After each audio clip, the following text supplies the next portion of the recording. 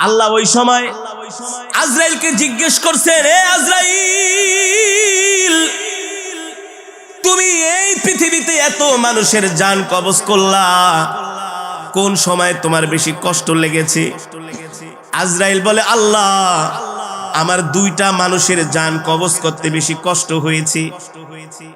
দুইটা মানুষের জান কবজ করতে আমার কষ্ট হয়েছে। হায়াতুল হায়াওয়ানের মধ্যে এসেছে, আল বিদায়া ওয়ান নিহায়ার মধ্যে এসেছে। আজরাইল বলে, আমার দুইটা মানুষের জান কবজ করতে সবচেয়ে বেশি কষ্ট হয়েছে। আল্লাহ তাআলা বলে, আজরাইল, কোন দুইটা মানুষ? বলে, আল্লাহ, সমুদ্রের মধ্যে একদিন একটা জাহাজ ডুবে গিয়েছিল। ওই জাহাজের মধ্যে একজন গর্ভবতী মহিলা ছিল, সে ছিল প্রেগন্যান্ট। যখন সমুদ্রের মধ্যে জাহাজটা ডুবে গেল, নদীর তরঙ্গমালা ঢেউগুলো জাহাজটাকে যখন একেবারে বাড়ি দিতে শুরু করলো, জাহাজটা ফেটে চূর্ণ বিচূর্ণ হয়ে গেল। মানুষগুলো বাঁচার জন্য আর্তনাদ করতেছে, তোমার কাছে সাহায্য চাচ্ছে। ওই অবস্থায় ওই সমুদ্রের মধ্যে জাহাজের তক্তার উপরে একটা মহিলা, গর্ভবতী মহিলা, ওই তক্তা ধরে কোন রকম বেঁচে ছিল। কিন্তু তার পেটে ছিল সন্তান। সন্তানটা প্রসব করবে এই অবস্থায় আপনি আমাকে হুকুম দিয়েছেন, যাও এই মহিলার জান কবজ করে নিয়ে আসো। ওই সময় আমার খুব মায়া লেগেছিল, এই অবস্থায় যদি আমি এই মহিলার জান কবজ করি, এই মহিলারই কি হবে আর বাচ্চাটারই কি হবে? তাও সমুদ্রের মধ্যে প্রচন্ড ঢেউ। যদি তীরে হতো অথবা কোনো লোকালয় হতো, আমার এত মায়া লাগতো না। আজরাইল বলে, ওই সময় আমার খুব মায়া লেগেছে যে এই মহিলার সন্তানের কি অবস্থা হবে আর মহিলার কি অবস্থা হবে। আজরাইল বলে, আল্লাহ, আমার হাতে তো কোনো ক্ষমতা নাই, সর্বময় ক্ষমতার মালিক কি? আরো জোরে বলেন, কে? ইন্নামা আমরুহু ইযা আরাদা শাইআন আইয়াকুলা লাহু কুন ফায়াকুন। আল্লাহ বলে, আমি আল্লাহ এমন আল্লাহ, আমি আল্লাহ যা ইচ্ছা তাই করি। আমার আল্লাহর যখন যা মন চায় আমি তাই করি। আমি যদি কোনো কিছু করতে চাই, আমি আল্লাহ কারো কাছ থেকে পারমিশন নিতে হয় না, নিতে হয় একমাত্র শুধু আল্লাহর নবীর জান কবজের সময় আজরাইল নবীজির কাছে অনুমতি চেয়েছে। আপনার আমার নবী, বিশ্ব নবী, তার কাছে এসে আজরাইল বলে, ওগো আল্লাহর নবী, আল্লাহ তাআলা আমাকে পাঠিয়েছেন আপনার জান কবজ করার জন্য। কি পাঠিয়েছেন? কিন্তু আল্লাহ আমাকে নির্দেশ দিয়েছেন, আগে আপনার থেকে অনুমতি নিতে হবে। যদি অনুমতি দেন জান কবজ করব, আর যদি অনুমতি না দেন খালি হাতে ফিরে যাব। আল্লাহু আকবার। এই মর্যাদাটা শুধু আপনার আমার নবীর ক্ষেত্রে, আর কারো বেলায় নয়। আজরাইল কাউকে গনে না, কারো কাছে আজরাইলের কোনো টাইম নাই। শুধু একমাত্র নবীর কাছে এসে বলেছেন, ওগো আল্লাহর নবী, আল্লাহ আমাকে পাঠিয়েছেন, আল্লাহ আপনার সাথে সাক্ষাৎ করতে চান। আল্লাহু আকবার। কে সাক্ষাৎ করতে চান? আল্লাহ আপনার সাথে সাক্ষাৎ করতে চান। আল্লাহ আমাকে আপনার কাছে পাঠিয়েছেন, যদি অনুমতি দেন জানটা কবজ করব, অনুমতি না দিলে খালি হাতে ফিরে যাব। আল্লাহর নির্দেশ। সুবহানাল্লাহ। হাবিবে কিবরিয়া রাহমাতুল লিল আলামিন বললেন, হে আজরাইল, অনুমতি দিব, তবে আমার আল্লাহর সাথে এখনো একটা কথা বলা বাকি রয়ে গেছে। আর জোরে বলেন সুবহানাল্লাহ। কয়টা কথা? আরো জোরে বলেন, কয়টা কথা? আমরা তো সাধারণত দেখি, যখন কোনো মানুষ মারা যায়, ইন্তেকালের আগে সন্তানকে ডাকে, বলে আমার যতগুলো সন্তান আছে সবাইকে নিয়ে আসো। বড় সন্তানকে সবচেয়ে কাছে ডাকে, ছোট সন্তানকে ডাইকা বলে, তোর মায়ের খবর রাখিস, বোনগুলোর খবর রাখিস, ওই যে সম্পদগুলো রেখে গেলাম এগুলো তোরা ভাগ বাটোয়ারা করে নিয়ে আনিস, ঝগড়া ঠগড়া করিস না। বলে কি বলে না? মেয়েদেরকে বিবাহ দিয়েছি, ছোট মেয়েটাকে মাঝে মাঝে দাওয়াত দিয়ে না খাওয়াইস, খোঁজ খবর রাখিস, ঠিক কিনা বলেন? আপনার আমার নবী কলিজার টুকরা বিশ্ব নবী রাহমাতুল লিল আলামিন আজরাইলকে বলে, আজরাইল, ও আজরাইল, আইনা আখি জিবরাইল, আমার ভাই জিবরাইল কোথায়? আল্লাহু আকবার। আজরাইল বলে হুয়া ফিস সামাইল উলা, জিব্রাইল প্রথম আসমানে। পয়গম্বর বলে আমার আল্লাহর সাথে এখনো একটা কথা বলা বাকি রয়ে গেছে, এই কথাটা যতক্ষণ পর্যন্ত আমি না বলবো, এই কথার ফায়সালা যতক্ষণ পর্যন্ত না হবে, আমি নবী আমার জান কবজ করার অনুমতি দিব না। আরো জোরে বলেন সুবহানাল্লাহ। কত পাওয়ারফুল নবী, কত পাওয়ারফুল নবী, আল্লাহু আকবার। এত পাওয়ার, এত প্রায়োরিটি, এত ক্ষমতা আল্লাহ কোন পয়গম্বরকে, কোন প্রেসিডেন্ট, কোন বাদশা, আমেরিকার প্রেসিডেন্ট আইসা বলবো বাইডেন তাড়াতাড়ি রেডি হন, জেট বিমান থেকে বের হন, আপনার রাজ সিংহাসন থেকে বের হন। আরে আজরাইল আইসা বুকের ভিতরে ধরবো, বলে সময় শেষ, বহুত খাইছস, বহুত নাফরমানি করছস, এবার কড়াই গন্ডায় হিসাব দিতে হবে। ঠিক কিনা বলেন? আমার নবী দু জাহান, সরকারি দু আলম, ইমামুল আম্বিয়া, সাইয়্যিদুল মুরসালিন, খাতামুন নবিয়্যিন, আল্লাহু আকবার। পয়গম্বর বলে আইনা আখি জিবরাইল, এ মালাকুল মউত জিবরাইল নিয়ে আয়, তারপরে মৃত্যুর অনুমতি। পয়গম্বর বলতে দেরি জিবরাইল তার ৭০,০০০ ডানা জাপটায়া নবীর সামনে হাজির। সুবহানাল্লাহ বলেন। নবীর ইন্তেকালের অবস্থা ও যুবক ভালো করে খেয়াল করো। নবীর চোখে পানি, জিবরাইলের চোখেও পানি। নবী বলে ইয়া আখি লিমা তাবকি ইয়া জিবরাইল, ও ভাই জিবরাইল আপনি কাঁদেন কেন? আল্লাহু আকবার। পয়গম্বর বলে জিবরাইল আপনি কাঁদেন কেন? জিবরাইল বলে গো আল্লাহর নবী, আমি কাঁদি তো কাঁদি, কারণ আছে, আপনি কাঁদেন কেন? আল্লাহু আকবার। আপনার মাহবুব, আপনার বন্ধু তো আপনার জন্য বসে আছে, আপনার সাথে সাক্ষাৎ করবে। আল্লাহু আকবার। আপনার জন্য জান্নাত রেডি, আপনার জন্য হুর গিলমান সব রেডি। আপনি তো দো জাহানের বাদশা, দুনিয়া তো বাদশাহী করছেন, জান্নাত আপনি বাদশা। আল্লাহু আকবার। আপনার সুপারিশ ছাড়া কেউ জান্নাতে যেতে পারবে না। আপনি আগে জান্নাতের তালা খুলবেন, এরপরে সব পয়গম্বররা জান্নাতে যাবে, এর আগে আল্লাহ কাউকে পারমিশন দেবে না। আপনি কেন কাঁদতেছেন? আরে আপনি তো দুলা, আপনি তো বর, আপনাকে নেওয়ার জন্য ফেরেশতারা তৈয়ার, আপনাকে সংবর্ধনা দিয়ে আল্লাহর কাছে নিয়ে যাবে, জান্নাতে নিয়ে যাবে। আমি তো জিবরাইল কাঁদি কাঁদি, আপনি কাঁদেন কেন? নবীজি বলে জিবরাইল তুমি বলো, তুমি কাঁদো কেন? জিবরাইল বলো গো আল্লাহর নবী, মালাকুল মউত আপনার শিহরে বসা, আপনার মাথার কাছে বসা, অনুমতি দিলেই তো আপনার জান কবজ করে ফেলবে, কিন্তু আপনি ইন্তেকাল করবেন, এই কষ্ট তো আমি জিবরাইল সইতে পারি না। আল্লাহ আমাকে বিশেষ ফেরেশতা বানানোর কারণে আল্লাহ আমাকে কত পয়গম্বরের কাছে ওহী নিয়ে পাঠাইছি। কোন পয়গম্বরের কাছে আমি 10 বার ওহী নিয়ে গিয়েছি, কোন পয়গম্বরের কাছে আমি 20 বার ওহী নিয়ে গিয়েছি, কোন পয়গম্বরের কাছে আমি 80 বার ওহী নিয়ে গিয়েছি, কোন পয়গম্বরের কাছে আমি 300 বার ওহী নিয়ে গিয়েছি। কিন্তু আপনি এমন একজন আল্লাহর পয়গম্বর, আমি আপনার কাছে 100 বার 80 বার 300 বার নয়, আমি আপনার কাছে 1000 2000 বার নয়, আমি আপনার কাছে 5000 10,000 বার নয়, আমি জিবরাইল আপনার কাছে ওহী নিয়ে 24,000 বার এসেছি। আল্লাহু আকবার। যারা বলেন আল্লাহু আকবার। আপনার ইন্তেকাল হবে, আমার কলিজা ফেটে যায়, আজকের পর থেকে আর কলিজার টুকরা নবীকে দেখব না। আল্লাহু আকবার। ওগো নবী, এবার আপনি বলেন আপনার চোখে পানি কেন?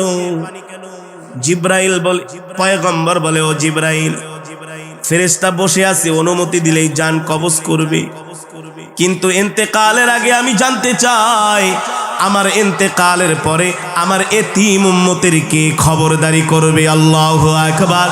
এ জিবরাইল, আমি আমার মৃত্যুর জন্য প্রস্তুত আছি, তৈয়ার আছি, কিন্তু এই কথাটার আগে ফয়সালা করবে আল্লাহ, তারপরে আমি আমার জান কবজ করব। জিবরাইল চলে গেলেন আল্লাহ তাআলার আরশে আজিমে। আল্লাহ রাব্বুল আলামিন জিজ্ঞেস করলেন জিবরাইল, কেন এসেছো? জিব্রাইল বললেন, ওগো আল্লাহ, একটা কথা ফায়সালা না হওয়ার আগে আপনার বন্ধু জান কবজ করার অনুমতি দিবে না। আল্লাহ বলে, হে জিব্রাইল, আমি তো আমার বন্ধুর কোনো মনের কথা, কোনো উপরে কোনো নিচের কথা, কোনো গোপন কথা তো আমি আল্লাহর বাদ রাখি নাই। তার সকল মনের আশা তো আমি পূর্ণ করেছি। আমার বন্ধুর এখনো কি বাকি রয়ে গেছে? এবার জিব্রাইল বলে, আপনার বন্ধু বলেছেন তার ইন্তেকালের পরে তার এতিম উম্মতের কে খবরদারি করবে। এবার রব্বুল আলামিন বলে, ও জিব্রাইল, যাও যাও, আমার বন্ধুর ইন্তেকালের আগে আমার বন্ধুকে সুসংবাদ দিয়া দাও।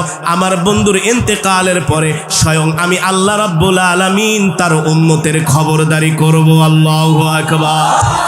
এই কথা শুনে নবীজির মুখে হাসি। এবার হাবিবে কিবরিয়া বলে, ও আজরাইল, মালাকুল মউত, তুমি আমার জান কবজ করো।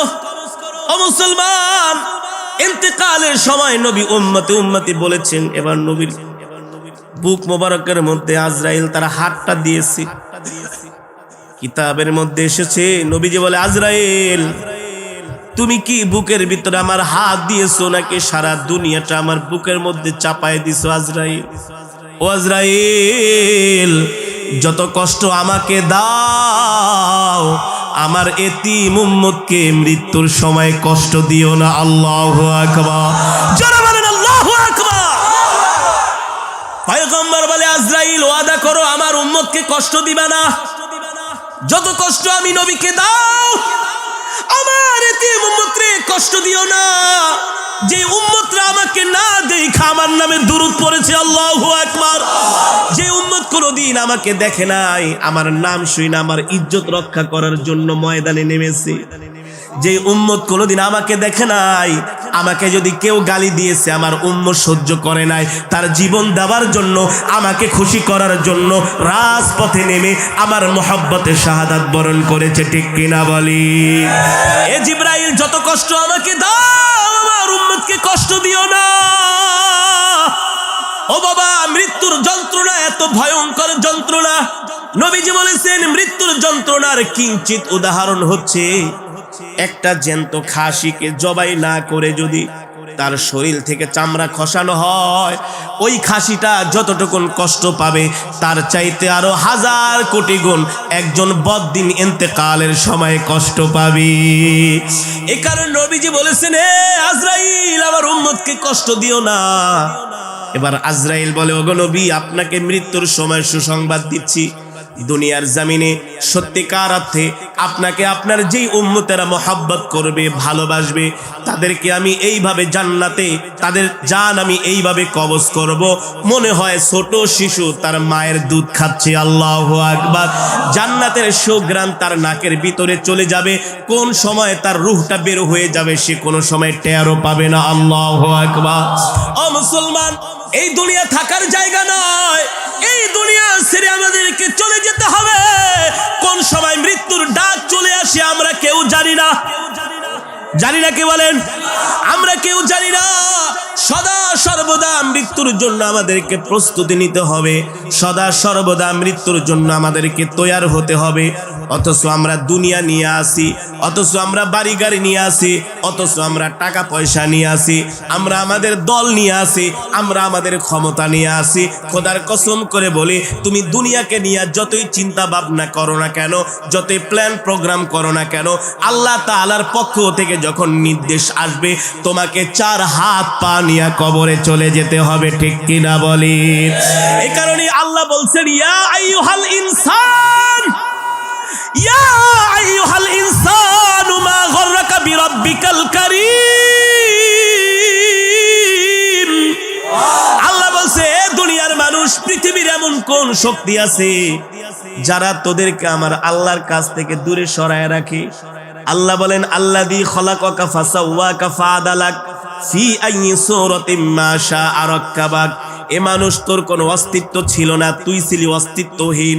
আমি আল্লাহ এক ফোঁটা নাপাক পানি থেকে তোকে সৃষ্টি করেছে। ঠিক কিনা বলেন? অন্য আয়াতে আল্লাহ বলছেন, কাইফা তাকফুরুনা বিল্লাহ, কিভাবে তুই আল্লাহর সাথে কুফরি করস, আর কিভাবে তুই মুসলমান হইয়া ইসলামের বিরুদ্ধে কথা বলস। ঠিক কিনা বলেন? আল্লাহ বলেন, কাইফা তাকফুরুনা ইয়াকফুরুনা বিল্লাহ, আল্লাহর সাথে কুফরি করিস না। কি করিস না?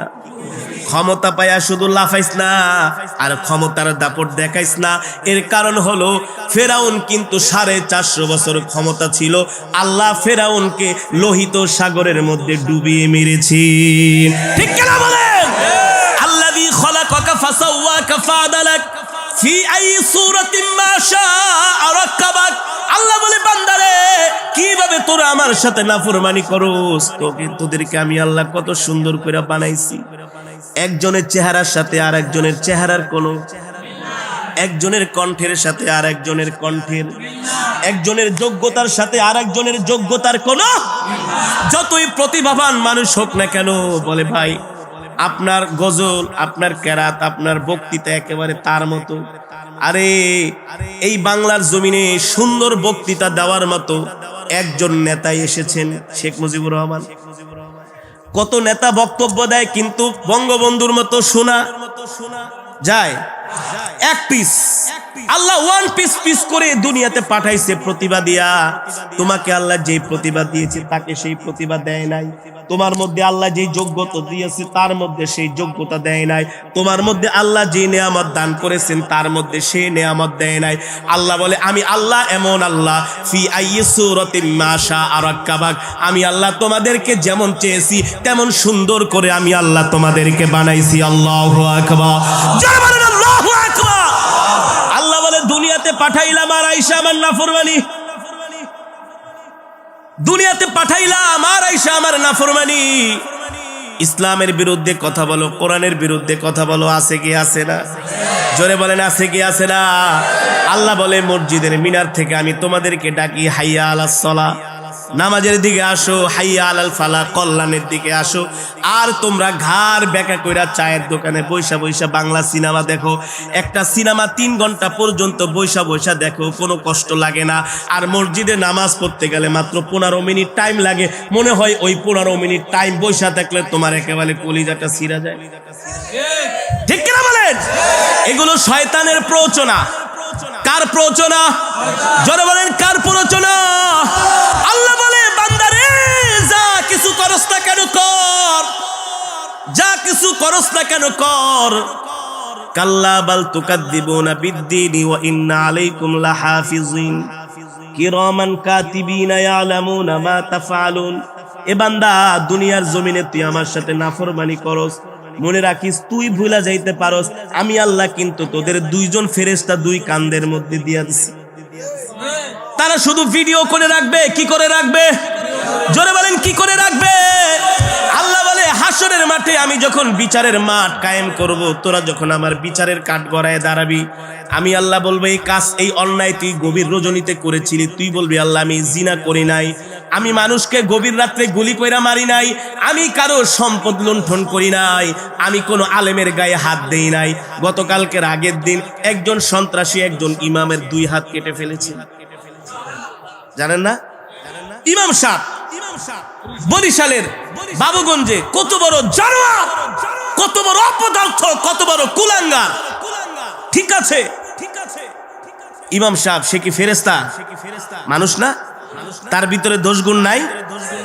এ কারণেই তো শাহ আতাউল্লাহ বুখারী রহমাতুল্লাহি আলাইহি তার কাছে এলাকার কিছু মানুষ গিয়েছে, বলে হযরত আমাদেরকে একজন ইমাম দেন। কি দেন? ইমাম দেন। সমাজে এমন কিছু কুলাঙ্গার আছে, বেয়াদব আছে, এই কুলাঙ্গাররা মাঝে মাঝে মসজিদের ইমাম আলেমদের সাথে বেয়াদবি করে। যে সমস্ত যুবক আলেমদের সাথে বেয়াদবি করবে বুঝতে হবে ওর জন্মে সমস্যা আছে। কিসে সমস্যা আছে? জন্মে সমস্যা, ওর রক্তের সমস্যা, ওর ব্লাডের মধ্যে সমস্যা। রাগ করতেছেন? প্রমাণ দিব।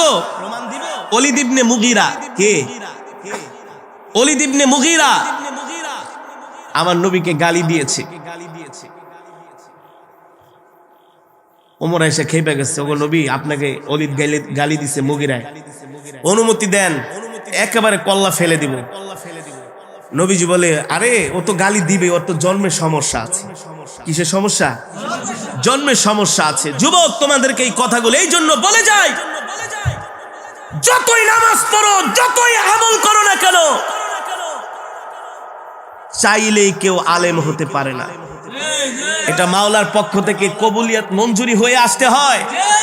আরে মিয়া, কত শত শত কোটি টাকার মালিক আমার সাথে পড়াশোনা করেছে, প্রাইভেট গাড়ি দিয়া বাবা এনে মাদ্রাসায় দিয়ে যেত, 3 বেলা দুধ, কলা, মাখন, খাসি, গরু খাওয়াইতে খাওয়াইতে ফার্মের মুরগি বানায় ফেলাইছে। কোরআন শরীফ 10 পারা পড়ে আর 5 পারা ভুলা যায়। উস্তাদরা পড়াইতে গেলে পিটান দিলে বাপের কাছে বিচার দেয়, বাপে আবার এসে হুজুরকে হাতায়, ওই যে মালপানি, বুঝলেন? হুজুর আপনি আমার ছেলেরে, একদিন এক উস্তাদকে এমন করে ধমকাইতেছে, আপনি আমার ছেলের গায়ে হাত দিয়েছেন, জানেন আমি কে, আমার কত ক্ষমতা? হুজুর বলে আপনার ঘোড়ার ডিমের ক্ষমতা, যান আপনি। হুজুরের চোখে পানি। ওই ছেলে আর আলেম হইতে পারে নাই। এত সোজা না। কোরআন এটা আল্লাহ তাআলার কালাম, এটা ওহির জ্ঞান, এটা চাইলে আল্লাহ সবাইকে দেয় না। এটা পেতে হলে কষ্ট করতে হয়, সাধনা করতে হয়, চোখের পানি ফেলতে হয়। এত সোজা না মিয়া। ওইসব ডাক্তার, ফাক্তার, ইঞ্জিনিয়ার এগুলো আমাদের জন্য হওয়া কোনো ব্যাপারই না। মাত্র 13 মাসে হাফেজ হয়েছি। কত মাসে? 13 মাসে আল্লাহ হাফেজ বানাইছি, আলহামদুলিল্লাহ। 1000-এর উপরে মোবাইল নাম্বার মুখস্থ, 200, 250, 300-এর উপরে প্রোগ্রাম মুখস্থ। ফোন দিলে বলতে পারি তোমার প্রোগ্রাম এত তারিখে, এতটা, এত সময়তে এত সময়। হুজুর এটি মনে রাখেন কেমনি? আর এটা তো কম্পিউটার। ডাক্তার, ইঞ্জিনিয়ার এগুলো আমাদের জন্য হওয়া পান্তাবাদ ছিল, কারণ কোরআন শরীফই মুখস্থ করতে পারছি। ওইসব ইংরেজি বই, ওইসব মুখস্থ করা আমাদের জন্য কোনো ব্যাপার ছিল? কোনো ব্যাপার না। যেটা বলতেছিলাম, আলেম হওয়া এত সোজা না। হুজুরকে এসে ধমকায়, আপনি আমার ছেলের গায়ে হাত দিলেন কেন? উস্তাদের চোখে পানি। ওই ছেলে আলেম হতে পারে নাই, এখন অনেক বড় ব্যবসায়ী, দেখলে হাত ধরে, দোস্ত ছোটবেলায় একসাথে পড়তাম, তুই তো আলেম হয়ে গেছিস, দেশ বিদেশে ঘুরোস, কোরআন পড়োস, তোর তেলাওয়াত আমি নিজেও শুনি, আমার ওয়াইফও শুনে, আমার সন্তানরাও শুনে। আমি আলেম হইতে পারলাম না। আমি বলছি আলেম হইতে পারতি, তোর বাপে যদি হুজুরের সাথে বেয়াদবি না করত। কি বেয়াদবি না করতো? বেয়াদব আল্লাহর দরবার থেকে আল্লাহ তাকে হটায় দেয়। বেয়াদব আল্লাহ পছন্দ করে না। আল্লাহর দরবারে বেয়াদবের কোনো স্থান নাই। আর যে আলেমের সাথে বেয়াদবি করে, ওই তো সবচেয়ে বড় বেয়াদব। আলেম কে? নায়েবে নবী। আলেম কে? নায়েবে নবী। আল উলামা ওয়ারাসাতুল আম্বিয়া। উলামায়ে কেরাম হচ্ছে নবীর ওয়ারিস। কার ওয়ারিস? জোরে বলেন, কার ওয়ারিস? নবীর ওয়ারিস। ওলীদ ইবনে মুগীরা নবীকে গালি দিয়েছে, নবীর কষ্ট লাগছে না? নবীজি চাইলে ওর 1 মিনিটের ভিতরে ফিনিশ করে দিতে পারতেন। নবীজি সবর করেছেন, ধৈর্য ধরেছেন। তো নবীজি বলছে, সাহাবীরা, ওলীদ ইবনে মুগীরার জন্মে দোষ আছে। কি আছে? নবীর মুখের কথা কি মিথ্যা হতে পারে? জোরে বলে।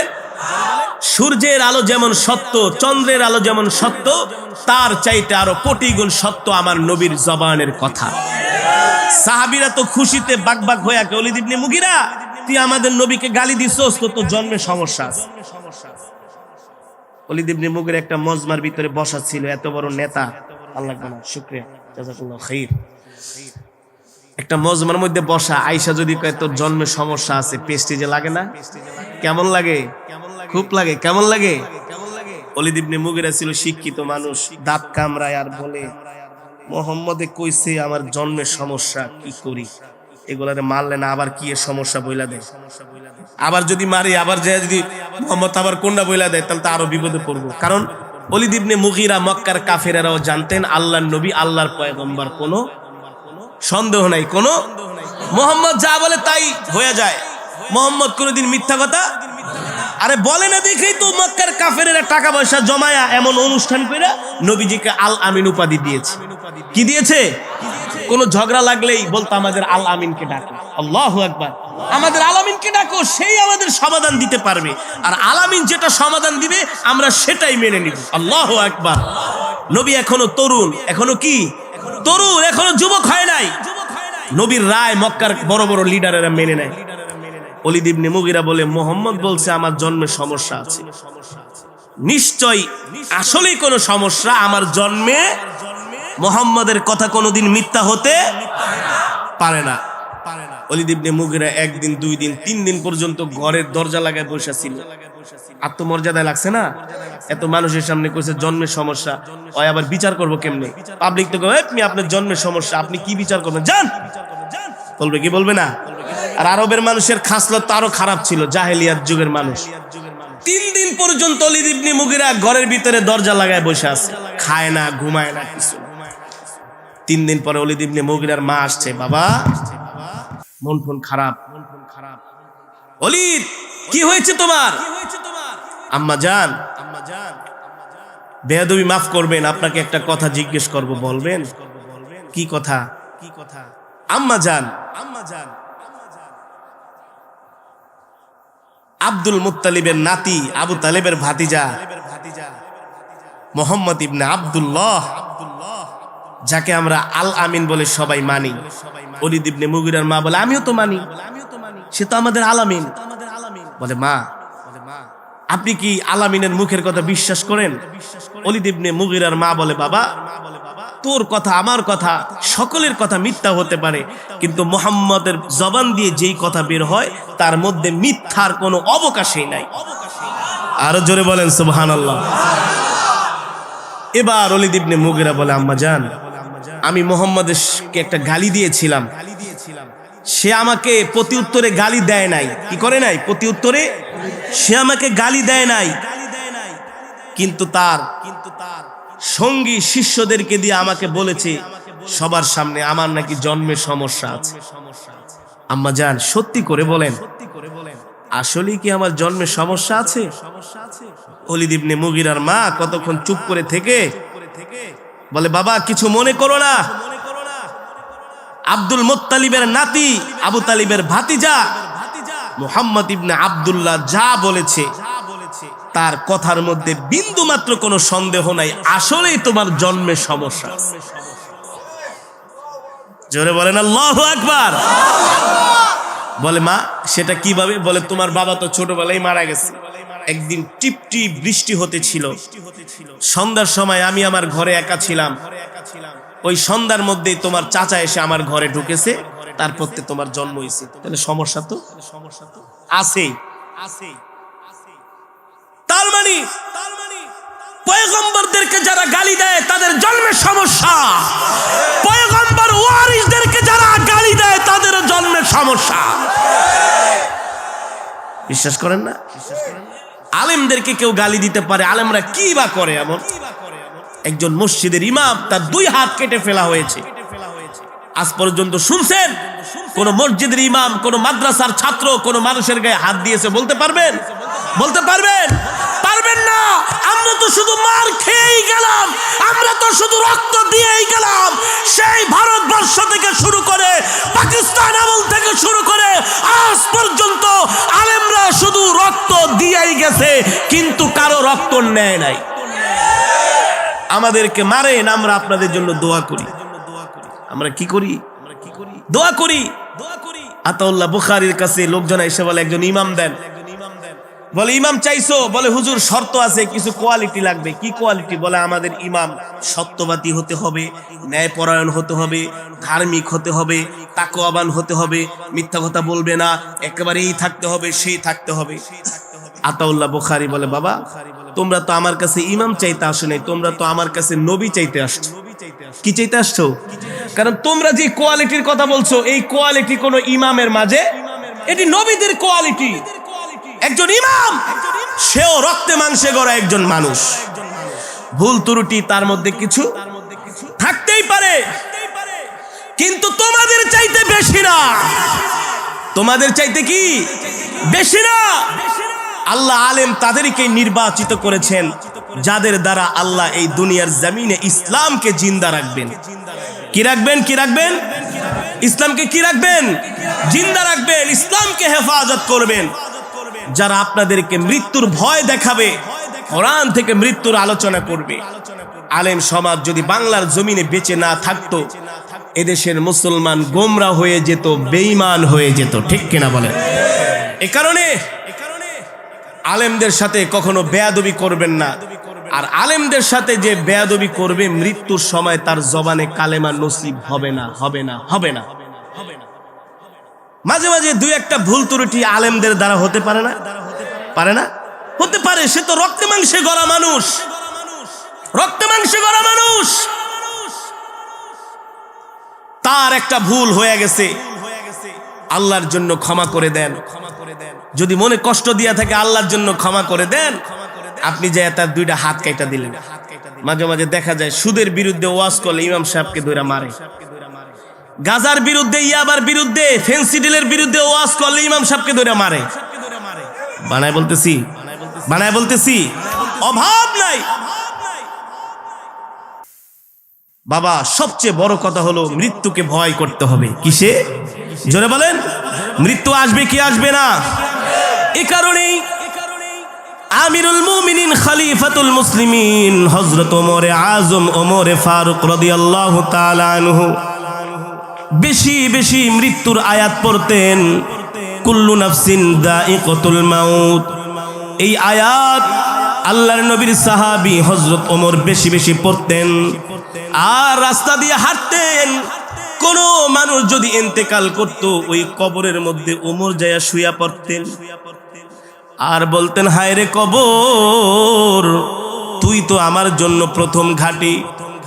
কবর এমন এক ঘাঁটি, এই কবর থেকে যদি কোনো মুমিন মুক্তি পাওয়া যায় আর প্রত্যেকটা ঘাঁটি আল্লাহ তার জন্য সহজ করে দিবে। ঠিক কিনা বলেন?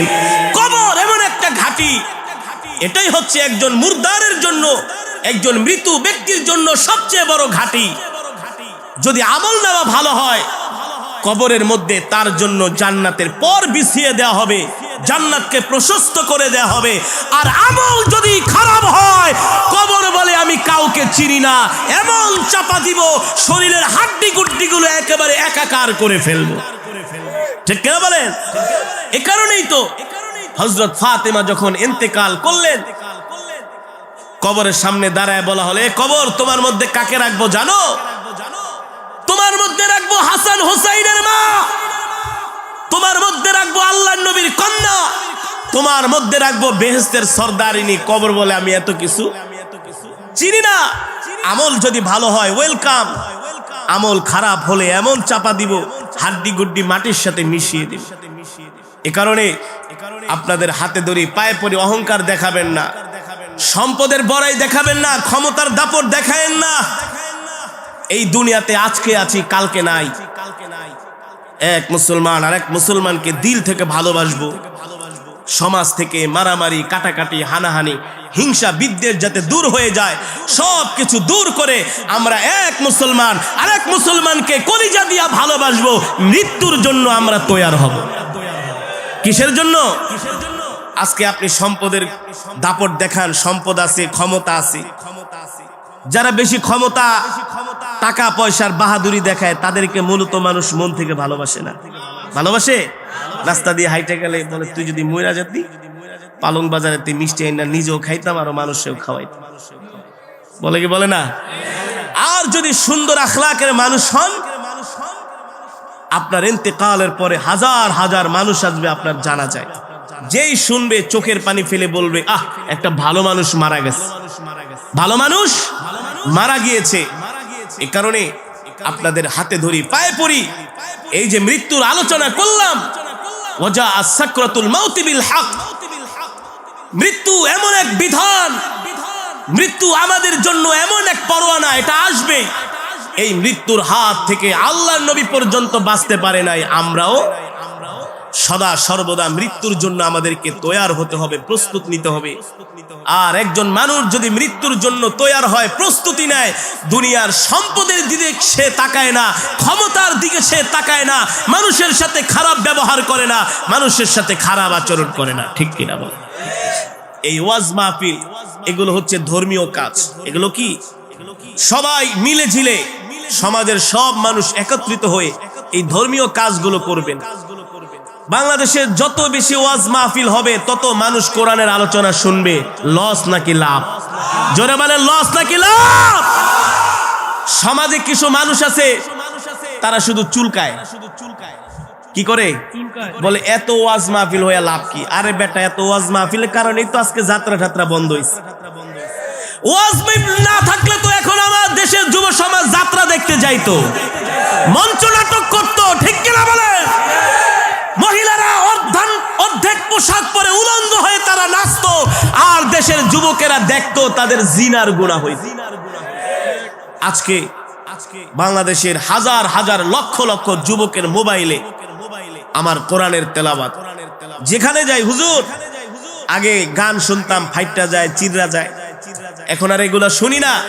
এই যে দেখেন কোরআন তেলাওয়াত শুনি, বলে হুজুর সকালবেলা ঘুম থেকে ওইটা কোরআন তেলাওয়াত শুনি, ঘুমানোর সময় কোরআন তেলাওয়াত শুনতে শুনতে ঘুমাই। আলহামদুলিল্লাহ বলেন, আরো জোরে আলহামদুলিল্লাহ বলেন। বাংলাদেশের গার্মেন্টস ফ্যাক্টরির ম্যাক্সিমাম ওয়ার্কাররা এখন কোরআন শুনে।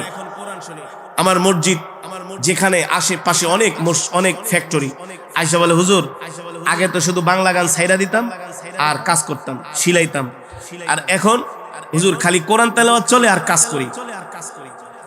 তাহলে এই ওয়াজের মাধ্যমে ফায়দা হয়েছে কি হয়েছে না? জোরে বলেন, হয়েছে কি হয়েছে না? হ্যাঁ, এই ধর্মীয় কাজগুলো যেখানে হবে সেখানে বাধা দিবেন না।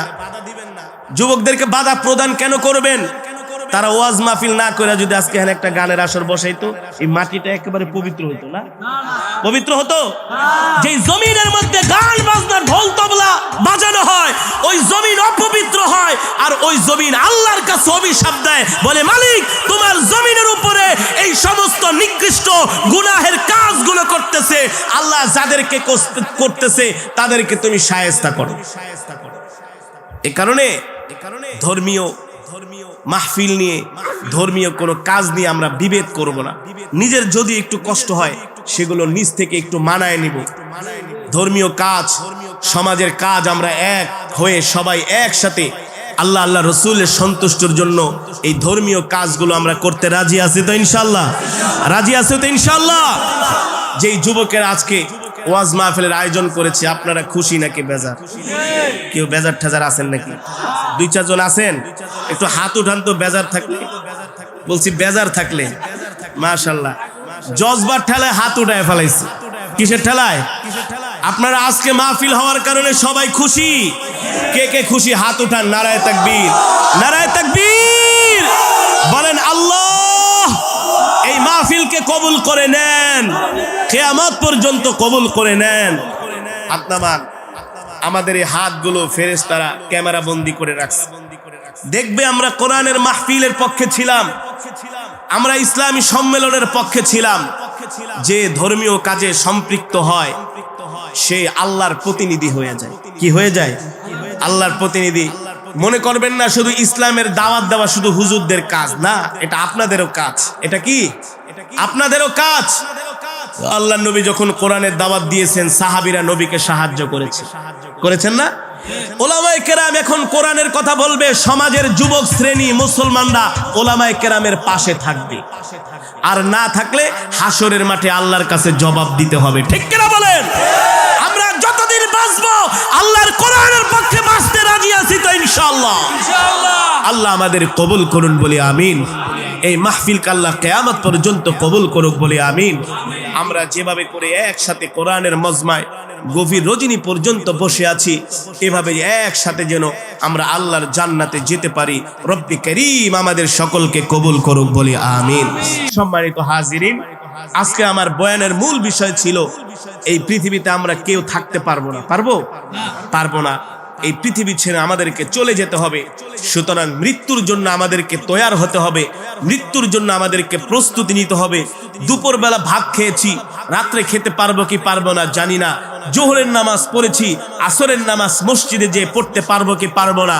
মাগরিবের নামাজ পড়েছি, এশারের নামাজ পড়ে ঘুমানোর পরে ফজরের সময় উঠতে পারবো কি পারবো না, কোনো গ্যারান্টি আছে? নাই। এ কারণে আমাদের সদা সর্বদা মৃত্যুর জন্য প্রস্তুতি নিতে হবে, মৃত্যুর জন্য তৈয়ার থাকতে হবে, বেশি বেশি করে আমল করতে হবে। আল্লাহ তাআলা আমাদের সকলকে ঈমানি মৃত্যু নসিব করুন বলি আমিন। এই আশা ব্যক্ত করে আমি আমার আলোচনা এখানেই শেষ করছি। কিছু বলবে কেউ? দুরূদ শরীফ।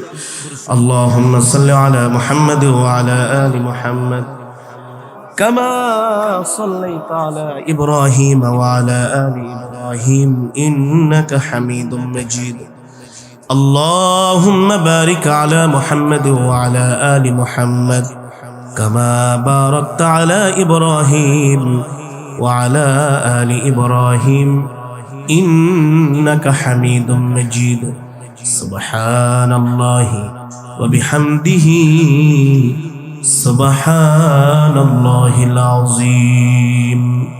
আমরা সকলের জন্য দোয়া করব, প্রাণ খুলে দোয়া করব। যারা মাহফিলের আয়োজন করেছেন অত্র এলাকার যুব সমাজ, বিশেষ করে আজকের মাহফিলের যুব সমাজদের যিনি সভাপতি সাহেব সোহানুর রহমান শাওন ভাই, মামুন ভাই, নূরে আলম সিদ্দিকী সাহেব, ইমাম সাহেব, আরো অনেক আমার যুবক বন্ধুরা আমি আশেপাশে দেখেছি, আমার খুব ভালো লেগেছে। সারা বাংলাদেশের যতগুলো জেলা বলেন, থানা বলেন, উপজেলা বলেন, এমন কোনো জায়গা বাদ নাই যে আমি কোরআনের মাহফিলে যাই না। পৃথিবীর এই পর্যন্ত প্রায় 20টার উপরে দেশে গিয়েছি, আল্লাহ কোরআনের উসিলায় নিয়েছেন। সুতরাং আজকে খুব ভালো লেগেছে যে আমাদের শরীয়তপুর জেলায়ও যুবকরা মিলে একটা সংগঠন করেছে, তারা ধর্মীয় কাজ করছে। এই জন্য আমরা অনেকে আনন্দিত, ঠিক কিনা বলেন? আমরা তাদের জন্য প্রাণ খুলে দোয়া করব, তারা যাতে এই ধর্মীয় কাজ, এই ইসলামী সম্মেলন, আরো সামাজিক কর্মকাণ্ড যাতে তারা পরিচালনা করতে পারে। প্রত্যেকটা যুবককে আল্লাহ তাআলা আল্লাহওয়ালা বানায় দেন বলে আমিন। প্রত্যেকটা যুবক যেন আল্লাহ তাআলা হযরত ওমরের মতো, হযরত আলীর মতো তাদেরকে আল্লাহ ঈমানি শক্তি দান করুন বলে আমিন।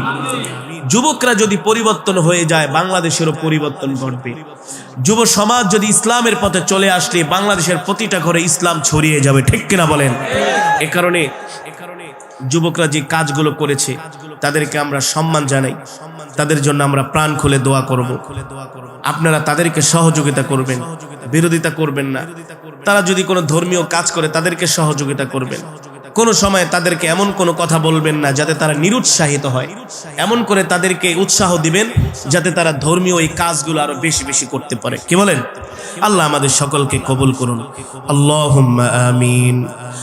ربنا ظلمنا أنفسنا وإن لم تغفر لنا وترحمنا لنكونن من الخاسرين ربنا آتنا في الدنيا حسنة وفي الآخرة حسنة وقنا عذاب النار يا أول الأولين يا آخر الآخرين يا ذا القوة المتين يا راحم المساكين يا أرحم الراحمين يا أرحم الراحمين يا أرحم الراحمين يا علي يا عظيم يا حليم يا كريم مولاي كريم আমরা নাফরমান, আপনি রহমান।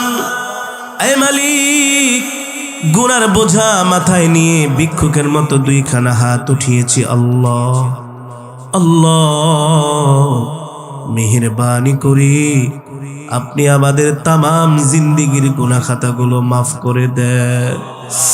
এ মালিক, গুনাহ করতে করতে জীবনটাকে বরবাদ করে দিয়েছি। আল্লাহ, গুনাহ করেছি, স্বীকার করি, বিশ্বাস করি মালিক, কিন্তু আপনার রহমত থেকে নৈরাশ হই নাই গো আল্লাহ। আমাদের গুনার পাহাড়টা আপনার রহমতের দরিয়ার মধ্যে ডুবাইয়া দেন গো আল্লাহ।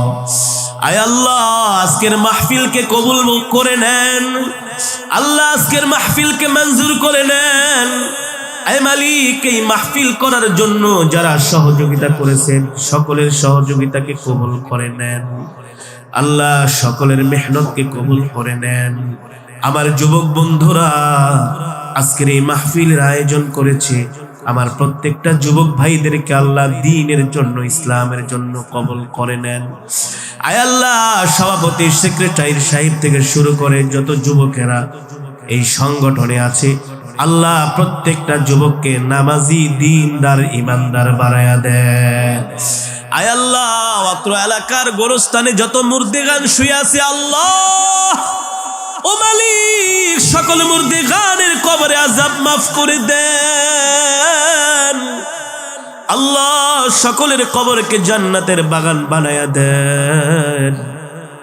এই মাহফিলকে উসিলা করে এলাকার প্রতিটা ঘরের মধ্যে রহমতের নূর, বরকতের নূর পয়দা করে দেন। আমাদের সাথে অনেক মা বোনেরা হাত উঠেছে, আল্লাহ মা বোনদেরকে মাফ করে দেন, মা বোনদেরকে মাফ করে দেন। আল্লাহ মেহেরবানি করে আপনার পেয়ারা বান্দারা গভীর রজনী পর্যন্ত বসে বসে কোরআনের তেলাওয়াত শুনেছে, কোরআনের বয়ান শুনেছি। আল্লাহ আমার মতো নাফরমান তাদেরকে কি দিয়া বিদায় করব মালিক? প্রতিটা শ্রোতাদের জীবনের সব গুনাহগুলো মাফ করে দেন। আল্লাহ জাহান্নামের আগুন আমাদের জন্য হারাম করে দেন, জান্নাতুল ফিরদাউস আমাদের জন্য বরাদ্দ করে দেন। জনম দুঃখিনী মা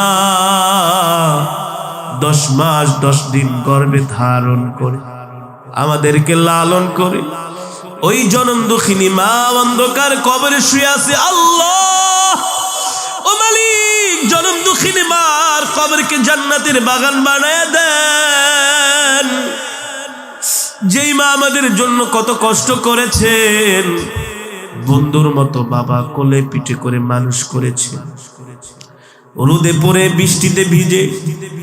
আল্লাহ পরীক্ষার সময় টাকা চাইলে বাবা পাগল হয়ে যেত, ঈদের সময় বাবা ভালো একটা জামাও কিনে না। সন্তানকে আনন্দ দেওয়ার জন্য রাত দিন কষ্ট করে পরিশ্রম করে, ওই বন্ধুর মতো বাবা অন্ধকার কবরে শুয়ে আছে। আল্লাহ বাবাকে মাফ করে দেন। আল্লাহ বাবার কবরকে জান্নাতের বাগান বানায় দেন। আব্বা আম্মা উভয়কে মাফ করে দেন। আল্লাহ আমাদের মধ্য থেকে অনেকে অসুস্থ, আল্লাহ আপনি সুস্থতা দান করে দেন।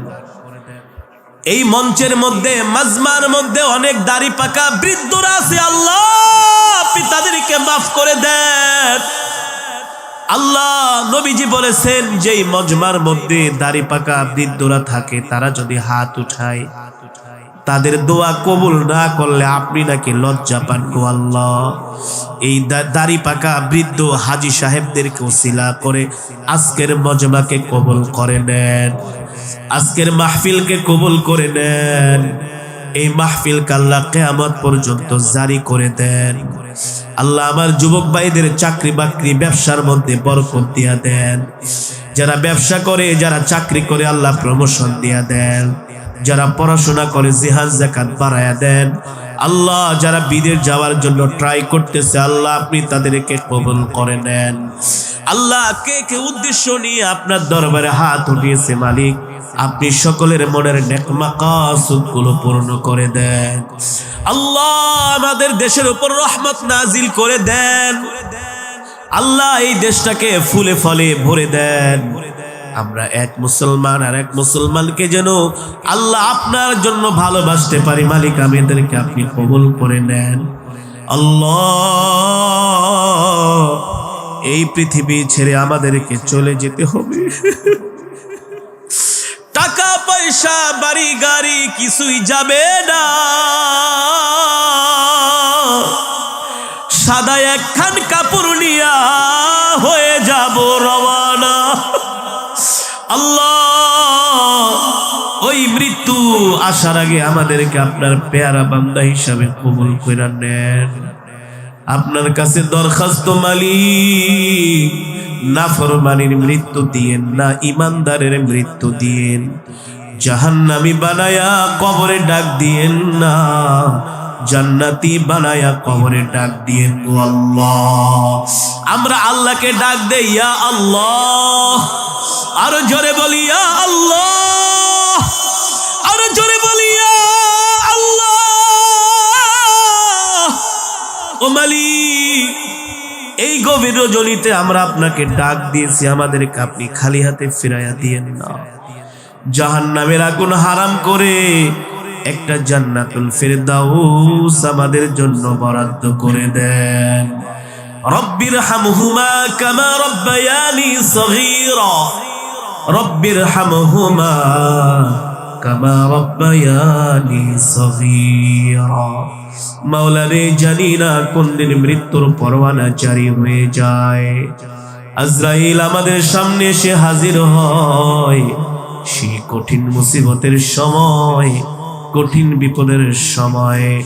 আমাদের জবানে জারি করে দেন কালেমায়ে তাইয়্যিবা লা ইলাহা ইল্লাল্লাহু মুহাম্মাদুর রাসূলুল্লাহ।